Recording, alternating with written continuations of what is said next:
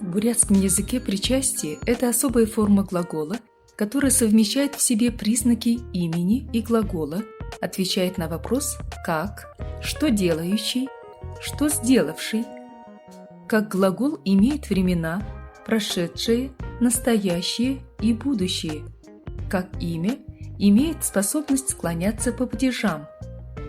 В бурятском языке различают причастия временные и вневременные.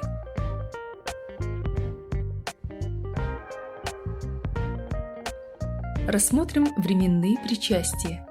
Причастия давно прошедшего времени имеют окончание «нхэ», «нхэ», «нхэ». Например, «ябынхэ» – «ушедший», «орнхэ» – «зашедший», «йирынхэ» – «пришедший». Эти глаголы выражают действия, завершившиеся задолго до момента речи говорящего. Очень часто также глаголы переходят в разряд прилагательных. Причастие завершенного прошедшего времени выражает действие, которое началось и завершилось в прошлом и употребляется вспомогательными глаголами. Имеет окончание «хан», «хон», «хэн». Например, «харахын бэйна» – «видел», «ошахын бэйна» – «сходил», «йирыхын бэйна» – «пришел». Эти причастия склоняются по всем падежам, принимают все частицы и в предложении могут выступать любым членом. Причастия будущего времени имеют окончание «ха», «хо», «хэ».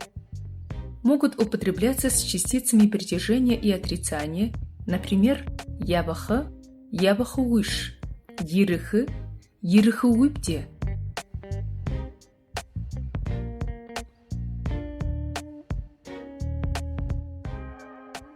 Вневременные формы причастия подразделяются на многократные и однократные или постоянного действия.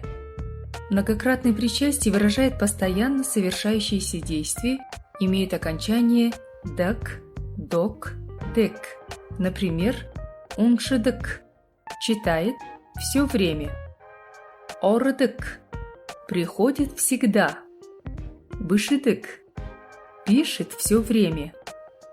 Менин ағысы шулык бышыдык. Мой дядя пишет стихи. Однократное причастие или причастие постоянного действия выражает действие, совершенное один раз или неоднократно совершающееся. Кша, кшо, кше.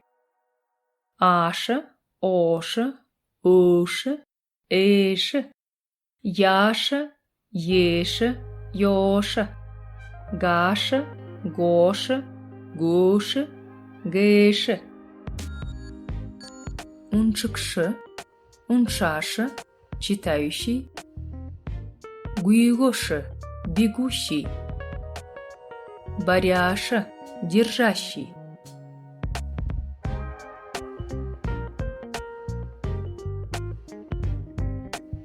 А знаете ли вы, что в отличие от других причастий, однократная форма причастия имеет характер имени существительного и поэтому переходит иногда в разряд существительных или прилагательных, например, «урыкшы» – «ученик» или «гуйгоши» – «бегун».